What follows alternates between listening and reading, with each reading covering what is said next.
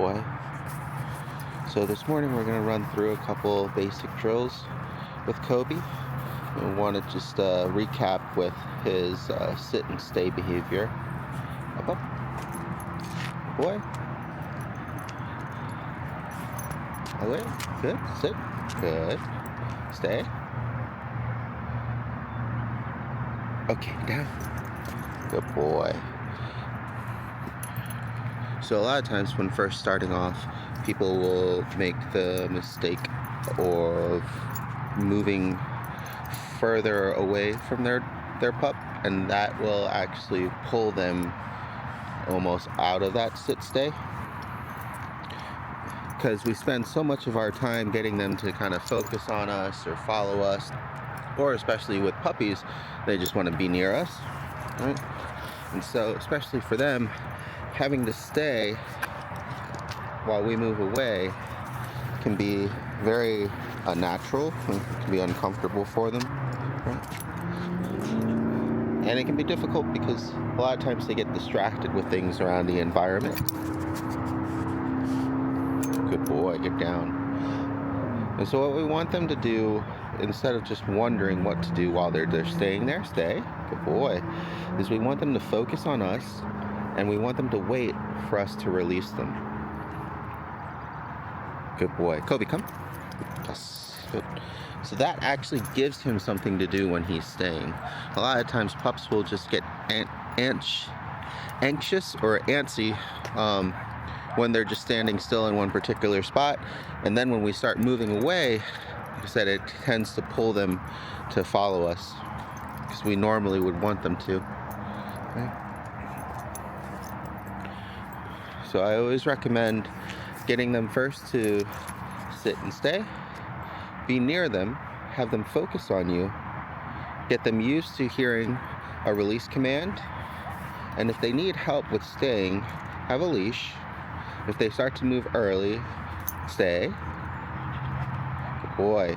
Just give them a little bit of that correction, but you want to release the leash. We don't want to just be holding them there the whole time. Stay. Good boy. Good stay. Okay. We don't want to be holding them there the whole time, and we want him to kind of give up and kind of settle into position. And then once you get this part down, stay. Good boy. Once you get this part down, then you can move on to things like adding distance from yourself to your pup, adding even more duration to the stay itself, and then also adding distractions like squeaking a ball or throwing something further away, or having a loved one walk by, right? But at first, you want them to be good at this part, stay.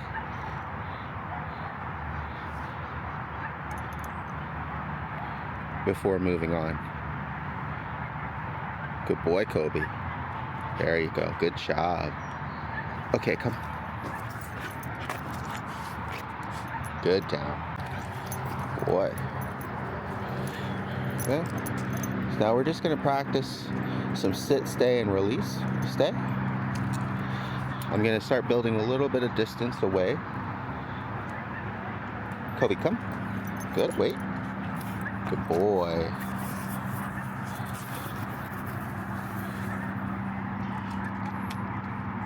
I'm just going to stay with him here for a bit. Okay? Stay. Just to give him an opportunity to settle in here before I move around again. And you can see, especially when you're working out in different environments, that he's going to want to start exploring. He's going to want to start moving around. And so we might need just a little bit more time first to just practice him staying. Stay. Boy. If he does start to move, we'll reinforce the stay command. We'll give a little bit of leash pressure to help add impact to the moment that he starts to move. And then we give him praise again when he's sat still. Good boy, let's go. Good. Yes. Stay. Good.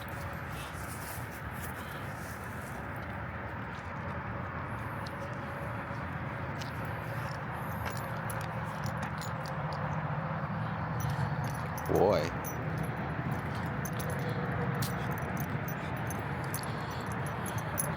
walk around for a little bit. Good boy, good focus. Kobi, sit, stay. Stay. Now it's going to be important when you don't have leash pressure to help him out anymore that you take a little bit more time again to reinforce your stay command as well as your gestures. Stay. Okay, come. Oh. There you go. Good boy.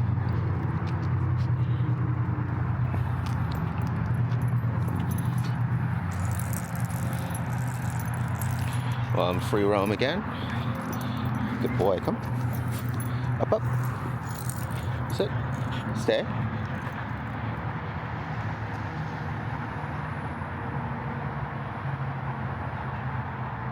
Now when I start to move, it might pull him over, right? So getting ready to reinforce the stay.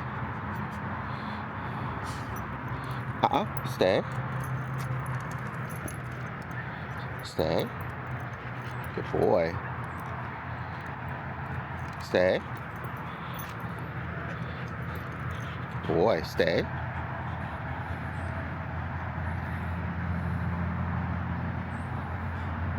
Kobi, come. Good boy.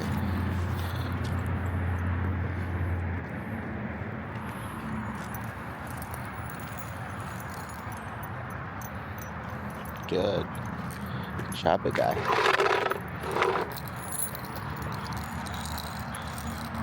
Kobi, come.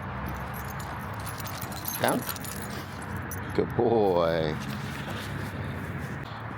Now working on practicing stay in more of like a real world scenario.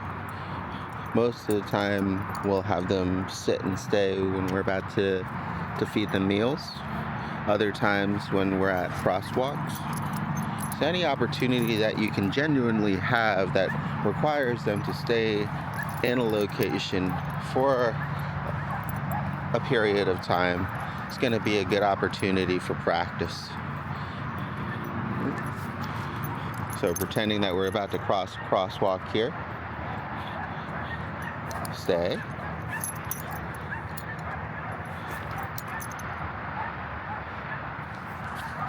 Good boy. Stay.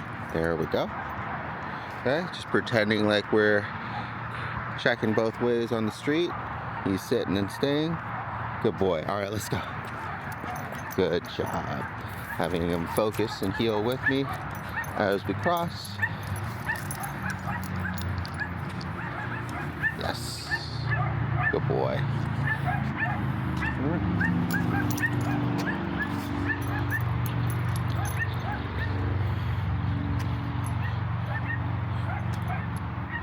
Good boy.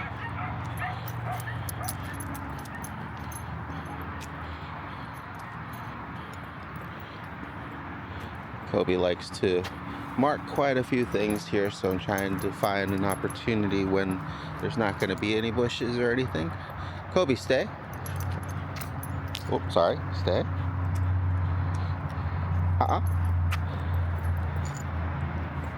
Stay.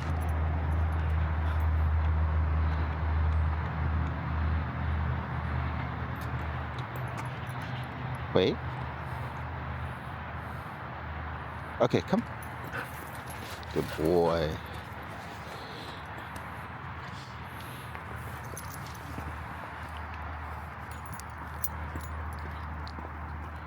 Yes. So he gets a little bit too far ahead. He feels the leash pressure, redirects his focus, comes back. And a lot of it is just when he really needs to either use the bathroom or looking for places to mark. Kobi, wait.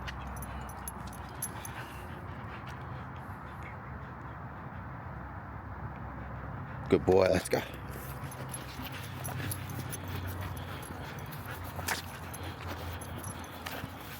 I like to practice short bursts with ever increasing durations of focus. Just find that more useful for real world use scenarios than having him sit, stay, and then me walking 50 feet away and then calling him to me. Can't really think of any real situations when that might be necessary. But especially for crosswalks, or if he sees a pup or some kids playing and he gets excited, having him sit and stay, hang out with me, control himself, boy, is usually much more useful on a day-to-day basis. Good boy, let's go. Yes, good boy, this way. So a good way to tune him up if he gets too excited or too distracted and starts just wandering off and pulling because he's walking too fast in a different direction than you are, is to just do some hard turns, either 90 degrees, 180 degrees, just so that way he has to take a moment and force himself to refocus on you and where you're going, good boy, and get used to that leash pressure and following you again. It happens a lot of times when we're just walking and we're just going straight, we're not giving him any input, we're not interacting with him or anything. Most of the time people are just on their phones while they're walking, which is fine, but we just don't want him to check out to the point where he starts to pull, good boy, and forgets about us. We want him to feel the tension on the leash, redirect his focus, yes, good boy, or be paying close enough attention to us that he even just notices when we change direction without having to hit the end of the leash.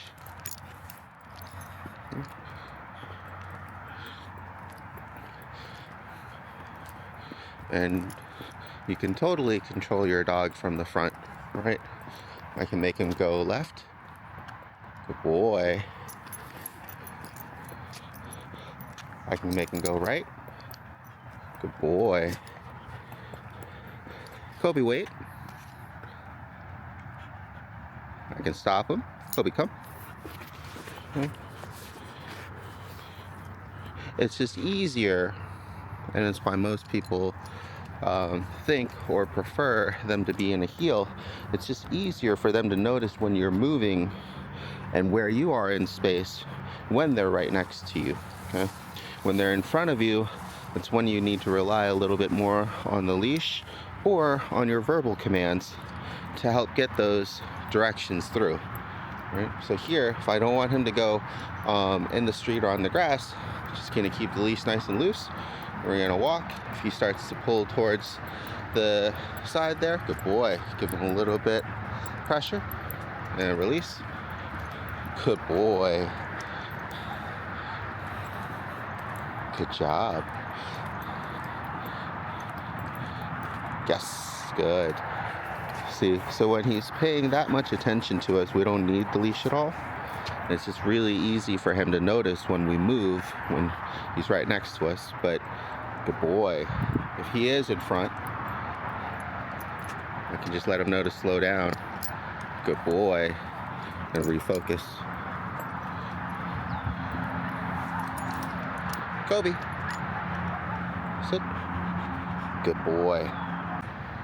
This is why practicing in the real world, good boy, is good, because there's always going to be distractions out in public, whether it's another person, kids, or dogs barking, and we want him to be able to redirect his focus back onto us, either when we ask for it, when we tug on the leash, or preferably on his own, right? And part of what helps with that process is working outside in different locations, so that way he gets desensitized and used to those different environments. Seeing pups at the dog park, seeing people downtown, seeing neighbors. Good boy. It becomes less of something new and exciting, right, if he's used to seeing it every day, whereas if he's not exposed for a long period of time and it's something he hasn't seen or hasn't seen in a while, it could pique new interest and cause him to pull towards it because he's A, excited, and B, unable to refocus on you because he's so distracted by whatever that is that's new. So here's a good example here. Just gonna be walking. He's just following his nose, and that counts as a distraction for sure.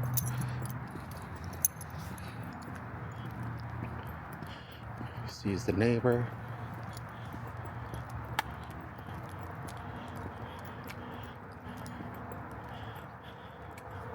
Hey, you doing? Good boy. Kobi. Yes. Good job. Okay. Just because we didn't want him, good boy. We didn't want him to follow her all the way down, even though that's where his focus was. So just using a little bit of leash pressure to create a boundary from the street, right? Good boy. And then using a verbal command to get his attention, get him to refocus, and then get us back on our way over this direction. If we wanted more practice, we could turn around and walk in the same direction that person's going. He definitely has a habit of licking the ground, so just gonna go ahead and use some leash pressure to pull him off of that. Good boy. Okay, come here.